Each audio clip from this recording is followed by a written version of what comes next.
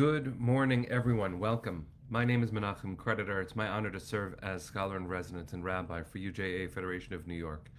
We bring you Torah and music, blessing, and community every weekday. We've been doing so since March 18th, 2020. Today it is Wednesday, July 2nd, 2025. That is almost and a half years of Torah every single day. Finding each other every weekday morning to say good morning. Bensi, good morning. Cynthia, good morning. Susie, good morning. Tara, it's good to see you. Valerie, Boker Tov, Hineni. It's wonderful to see all of you, and we have come together these mornings, these months, these years, to learn Torah together, to grow together, to support each other. Kim and Sharon, Debbie and Rosa, good to see all of you. Boker Tov. May it be a good morning for you and for yours. Jonathan and Carl, Sunday, and Amy. Amy, today is your big son's 46th birthday. Happy birthday to your boy. Boker Tov, Arlene. Let's say good morning to a few more people, and we'll get started with the bracha in just a moment. Emily, nice to see you. Good morning. Ron, thank you for the mazel tov. That was sweet what you wrote. Jack and Lydia, Amy and Judy, good morning. Carl, you did make it on time. It's good to see you. Sending love all around, my friends. Let's take a breath. We're going to sing a bracha, learn some Torah. Here we go.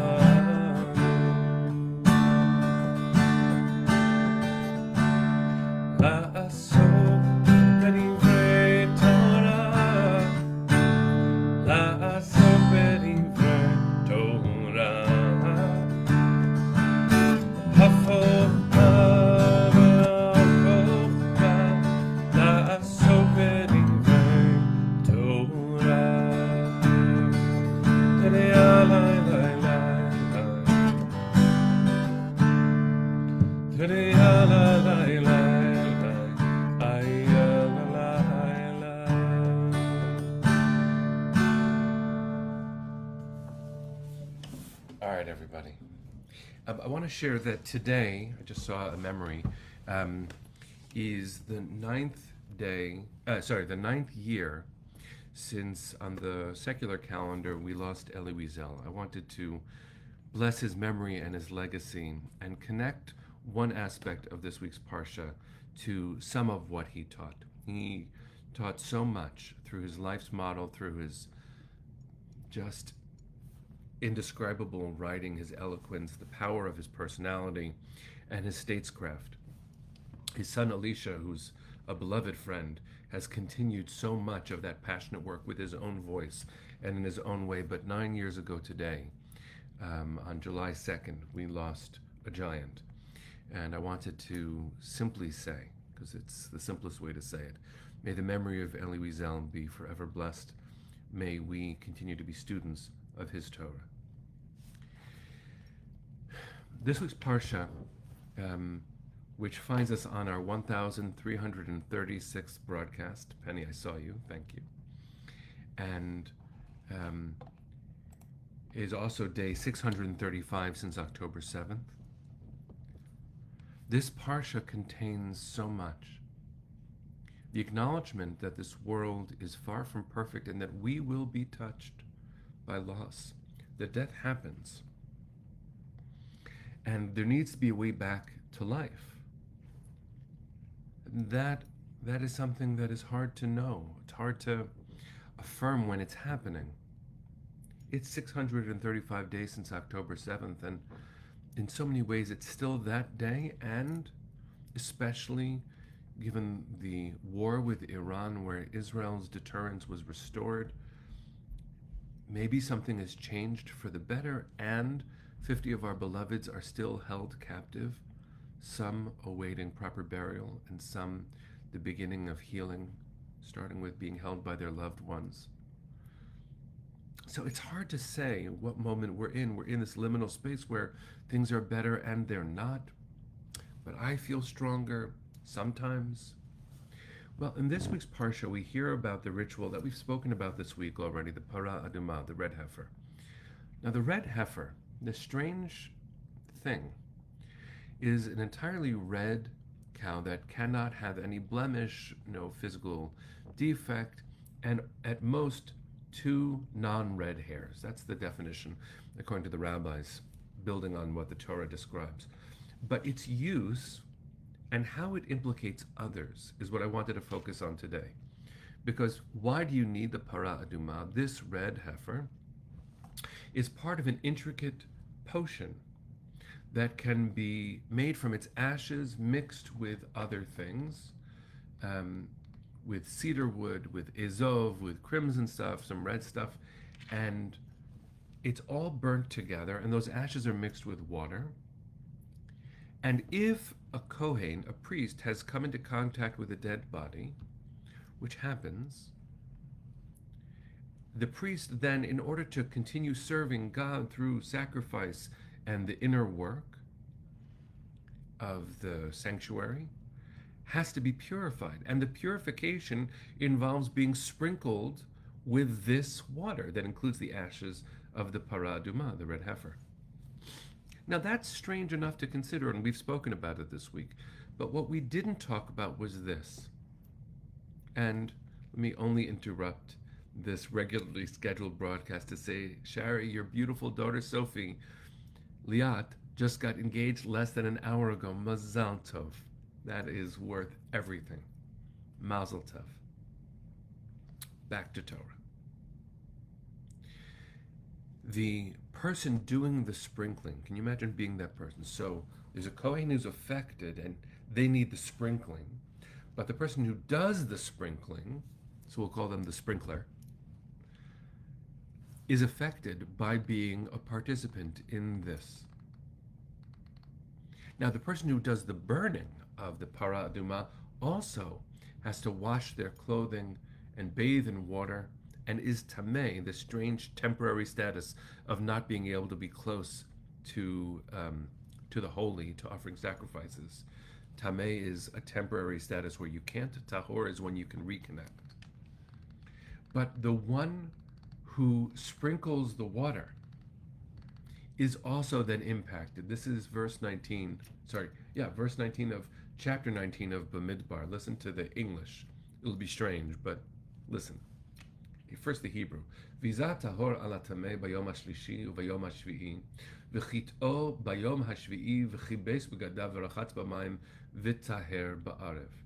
The pure person, meaning the priest who does the sprinkling on the priest who needs the sprinkling, shall sprinkle it upon the impure person on the 3rd day and on the 7th day, thus purifying that person by the 7th day.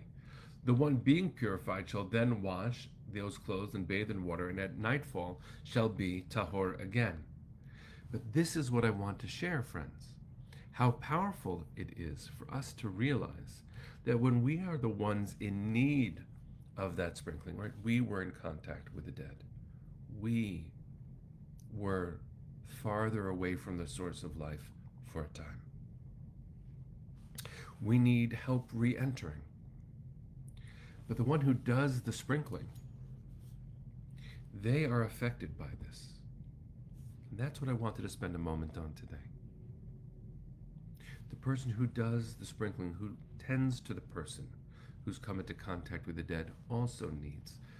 Maybe it's not the same, but maybe when someone is a therapist providing care for someone else, the therapist needs a therapist because you absorb some of that. And to quote a teaching of Eli Wiesel, Zichrono Livracha, to be witness to a witness makes one a witness.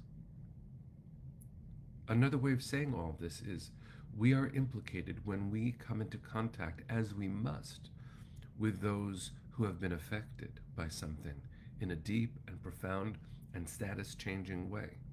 We're all implicated. The one who does the sprinkling is doing something special, providing a service. The person who is in need of the sprinkling was in contact with the dead, so either they lost someone close to them or they showed up to care for someone else. And in fact, just sharing a beautiful teaching from my wife, Neshama is a rabbinical student at the Academy for Jewish Religion, where she studies with a mentor of mine, and who's now her beloved teacher too, Rabbi Jeff Siegelman. And Rabbi Siegelman talks about what a Chaver Kadisha does, what the holy community that takes care of us when we die, how they do their work. Because ultimately what they do is they care for our bodies. They clean us and they treat us with dignity.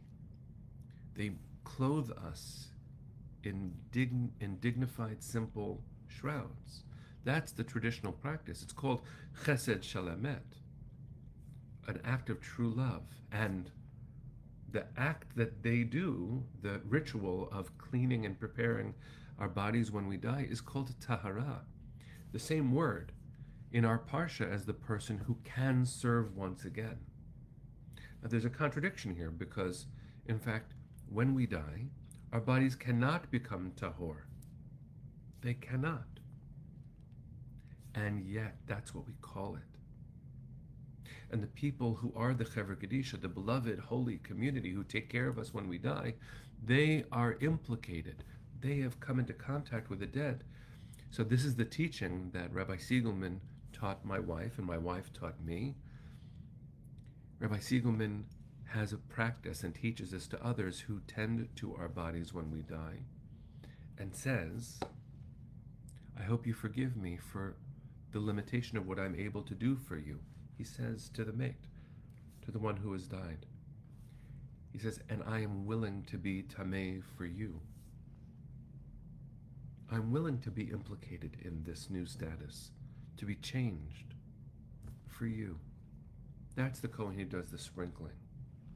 To be a caregiver, to be a witness, is to be implicated in the story, in the status, in the life, in the moment, in the reality of the other. And that's what we do when we are, for a time, in a position of caring and strength, and because that's not a permanent status either. If we are the ones doing the sprinkling, doing the caring for, that's a temporary status. Because there will come a time where we're not the one doing the sprinkling, we're the ones who need the care. We know, and this is a core message that I have heard over and over from my colleagues at UJA, we don't do our caring for without realizing that it could be us who needs the care at some point. We do this work. We all do this work. The work of loving and caring and paying forward. Why do we call caring for the dead Chesed Shalamet, an act of true love? Because it is an act that we could never expect to be repaid for. And to connect it to what Valerie is saying now, she says our soldiers are willing to be tahor to protect Am Yisrael. I want to say it even more deeply and emphatically than that. We should give such honor to Chayalei Tzahal, to the soldiers of Tzahal, who are prepared not just to become tameh, to become implicated, but to give everything that they are, including, God forbid, their lives, for the sakes of others. And as Rosa is sharing, one of the first responders after October 7th, I saw the video of this too, shared an apology that he could not do more for those who had been murdered. I don't have the right, nor the life experience, to say that I truly understand the language and legacy and message of Elie Wiesel, Zichrono Livracha. But I do know that as a student from a distance of his, my mom was actually a student of his at CUNY when she was in college, a student from a distance and someone who loves his son, and someone who feels, as you all do, friends, a deep, deep sense of obligation to Am Yisrael, to Medinat Yisrael, to our people, to the world. To be witness to a witness makes one a witness. Well, by extension, friends, we are all now witness. And that obligates us in the holiest of ways to be loving in the truest of ways, to give of ourselves without expecting to be repaid. That's what it is. That's what it is to love.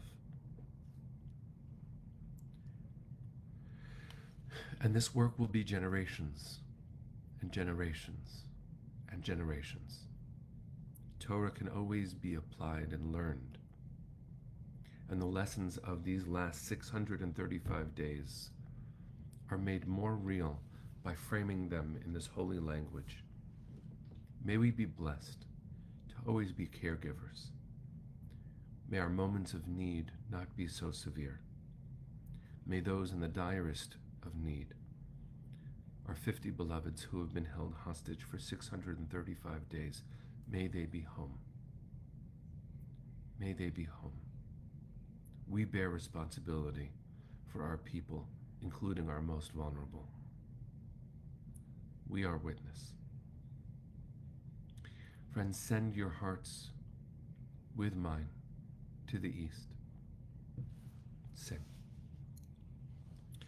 Kol hod balevav pnima nefesh Yehudi homia ulefatei mizrach kadima ayin letzion Sophia od lo avda תקוותנו, התקווה בת שנות 2000, להיות עם חופשי בארצנו, ארץ ציון וירושלים. להיות עם חופשי בארצנו, Eretz Zion Virushalayim. Bring them home now.